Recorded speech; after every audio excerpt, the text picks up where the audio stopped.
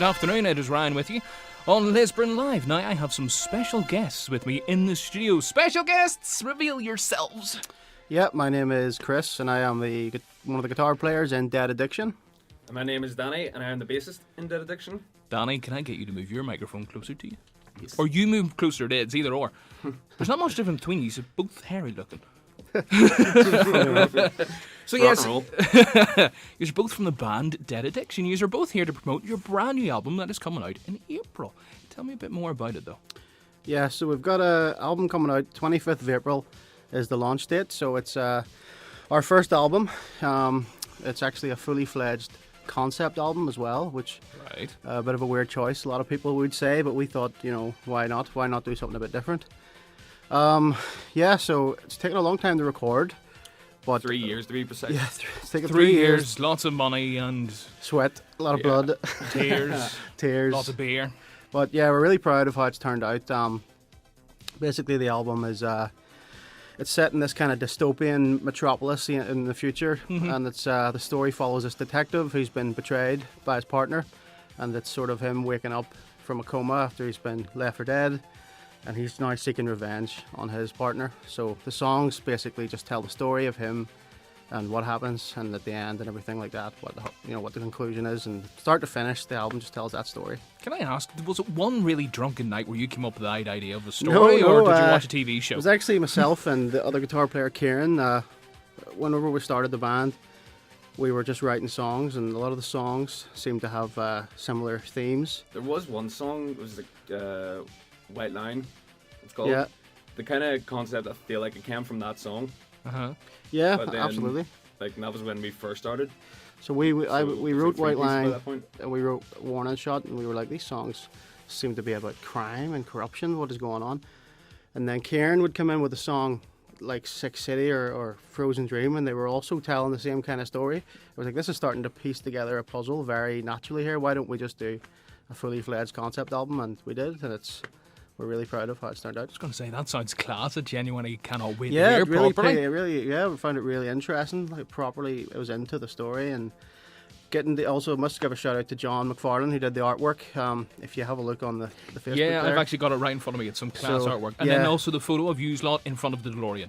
But it's not just any DeLorean. It's the electric DeLorean, isn't so, it? Yeah, right, yeah. So we got in touch with Queen's Electric DeLorean, because obviously the cover art has a cop car DeLorean it's on it. An 80s or synthwave type theme looking type thing to it. it. As we've dubbed it, the DeLorean. That's what we've been calling it. So yeah, we got in touch with Queen's, and they were really into it. A guy called TJ was really into the idea of it, and he said, yeah, come on down. He put time aside for after he finished his shift or whatever, and he was just happy to supervise us while we took a few photos with the car. And my wife did the photos, and she's a huge Back to the Future fan, so she was in her element as well. She must have been pure love and yeah, life. It's like, oh my god! Yeah, I think I'm. Chris, he's the one that's been organising everything in the band, like everything.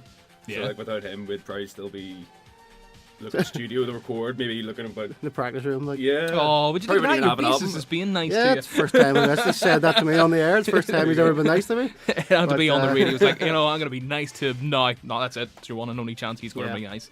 Must give a shout out as well to the rest of the band, of course. We've got, as I mentioned, Kieran on guitar. He does a lot of the songs that he brought to the table as well to sort of complete the picture of the puzzle. Of course, we all do a bit of writing, but I think me and Kieran do a lot. A good part of it, certainly at the start. They fight a lot too. There's a lot of infighting. It's necessary though. It's hilarious. It's a necessary evil though. You get to where you need to be at the end of it. So. Yeah, definitely. And then of course I got my brother on the drums, Stephen, and then of course Joe, who couldn't be here today. Joe on vocals. Yeah, because Joe was supposed to be here today. Yes. Unfortunately, couldn't make The it. rare and elusive Joe. Yeah, it's one of those. He's either here, or he's not going to be here, but just didn't know, and it was the case of he wasn't going to be here. So But that's Joe. So where did the idea of Dead Addiction come from then? Where did you start, and what made you get together? Good question. you go ahead, Danny. What's your Well, version? Oh, this is you. You're being chucked in. We all played together in a band like over 10 years ago. Well, Chris, Stephen, and myself. And then Chris went into another band called Maverick. Well, obviously Chris would know more about Maverick, but See, Maverick I've heard of. yeah, they're Maverick, yeah, good definitely guy. one of the Still biggest some of my bands in best the local friends. scene, Yeah. I'd say. But yeah, when we left, parted ways with Maverick, and pretty much immediately started looking to put together another band, and Danny and Stephen are an extremely tight rhythm section already, so it was all the hard work was actually pretty much done in terms of, you know, finding the hardest members to find. We put a few ads out for another guitar player, pretty much got Kieran within a few weeks. Yeah. We had a temporary singer for a while, a guy called Niall Graham, who frontman for a band called Sweet Taste. It was always just a temporary arrangement with him. He had his own commitments with his own band and stuff. He was just sort of helping us get out of the practice room a bit and, you know, advertise for a singer a bit more and get our name out. And then it worked very well for us, yeah. And then shortly after that, we found Joe, who came in, and we've been the same lineup now for the past 4 or 5 years, something like that. Has it really been 4 or 5 years? Yeah. So I actually do genuinely. 5 years this year 2014. with Joe. It'll be 6 years since we started. Jeez. Yeah, because I do remember you coming round the first, like when you first came on the scene. Was that really that long ago? Doesn't seem like it, but yeah, it has been that long, yeah. Just to think it's been, what, half of that making an album, and we're finally getting to release it, so So yeah, here's excited. Well, the it'll be album number worth 2 in 10 years' time. 10 Album years 2 from now. in We 20, made a 20, second one! 2025, yeah. So, how many songs are going to be on the album? I think, is it? Well, there's 10 tracks that we've put together and it's sort of performance based, but there's also an intro track that Danny composed, which is a beautiful synth track that really sets Thanks, up Chris. the whole theme of the album.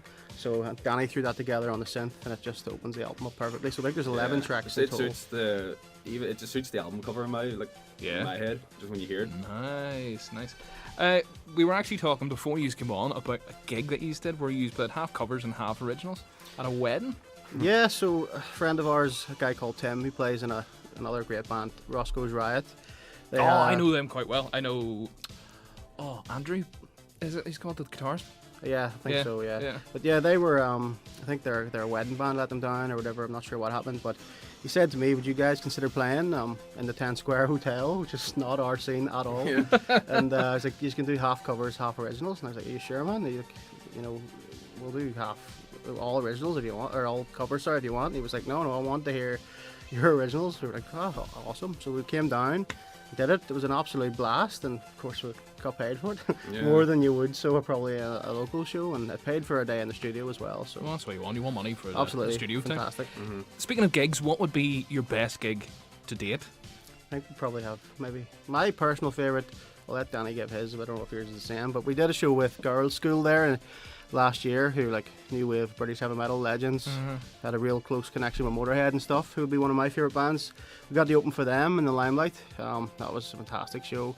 Got to meet them all beforehand and absolutely fangirled out and got all my merch signed and stuff. That was a big one for me. Yeah, I was really happy with that show and did a lot for us as well. I think people started noticing us a bit more after that, so that was a really good one for me.